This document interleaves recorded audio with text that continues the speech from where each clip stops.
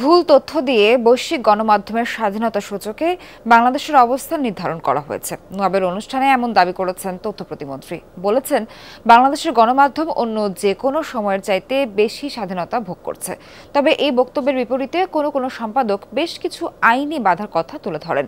বলেন, সবার সাথে আলোচনা করে ডিজিটাল সিকিউরিটি অ্যাক্ট করার কথা থাকলেও তেমনটি হয়নি। স্যান্ডেলিনা সো, রূপচর্চায় আভিজাত্য। বাংলাদেশের ৬টি পত্রিকার ৫০ ও ২৫ বছর পূর্তি উপলক্ষে news paper owners association of Bangladesh নোয়াবের সম্মাননা প্রদান আয়োজন। যোগ দেন গণমাধ্যম ব্যক্তিত্ব, বিভিন্ন দেশের কূটনৈতিক, সুশীল সমাজের প্রতিনিধি ও সরকারের বিভিন্ন পর্যায়ের কর্মকর্তারা। ২০২৩ সালে বিশ্বে ৯৯ জন সাংবাদিককে হত্যা করা হয়েছে, যা যে কোনো সময়ের চেয়ে বেশি। একই সময়ে বাংলাদেশে ৪ সাংবাদিক নিহত, আহত ২৯২। কমিটি টু প্রোটেক্ট জার্নালিস্ট সিপিজের এমন তথ্যে উদ্বেগ জানিয়ে বক্তারা বলেন, গণমাধ্যমকে রুখতে ৯টি আইন আছে বাংলাদেশে, আরও ৩টি চলমান। বিশ্বে এমনটা বিরল। যেটা ছিয়েছে করেছেন সেটাও আমাদের সাথে এনাফ আলোচনা হয়নি, না হলে আমাদের ইন্ডেক্স এত নেমে যেত না। আমরা কিন্তু এই যে আইজিপি বেনজিরের যে তার যে কুকর্ম আমরা কিন্তু মিডিয়াতে জানতাম, কিন্তু রিপোর্ট করতে সাহস পাইনি।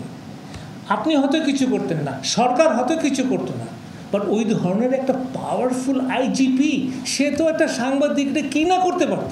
গণমাধ্যমের স্বাধীনতা সূচকে পিছিয়ে যাওয়া নিয়ে তথ্য প্রতিমন্ত্রী বলেন, ভুল ও অসত্য তথ্য নিয়ে তৈরি এমন সূচকের প্রতিবাদ জানিয়েছে বাংলাদেশ। প্রতিবেদনে স্বচ্ছতার অভাব ও গবেষণা পদ্ধতির ভুল আছে। I looked into the methodology of how the RSF is reflecting the picture of the media environment of a country through the ranking. Then what we found out, there are lots of lack of transparency even. Corporate সেক্টরের অর্থ প্রবাহে যেন সংবাদপত্র বস্তুনিষ্ঠতা না হারায়, সে বিষয়ে লক্ষ্য রাখার তাগিদ দিয়েছেন speaker doctor Shirin Sharmin Chaudhury. Media কন্টেন্টকে যারা ফান্ডিং সোর্স তাদের গ্রিপ থেকে সম্পূর্ণভাবে পৃথক করা হয়তোবা সম্ভব হয় না। সেই কারণে it is important to ensure objectivity, অর্থাৎ বস্তুনিষ্ঠতা। আয়োজনে ৫০ ও ২৫ বছর পার করা সংবাদপত্রকে সম্মাননা দেয়া হয়। আহমেদ রেজা, যমুনা নিউজ, ঢাকা।